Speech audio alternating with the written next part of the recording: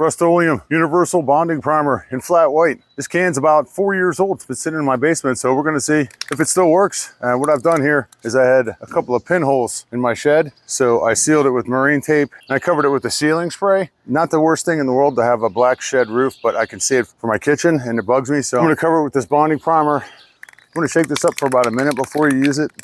This stuff's great because it bonds to all kinds of difficult surfaces, and I've actually used it on guitars. What I really like about it is that it dries to the touch in about 30 minutes. And once that's done, I'll put my appliance epoxy on, because why not?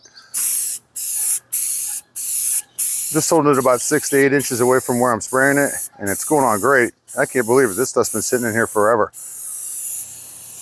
Fantastic. One can of this will cover 10 to 12 square feet. So there we go. I used the entire can and completely hosed this down. I also got some on the inside of the shed too.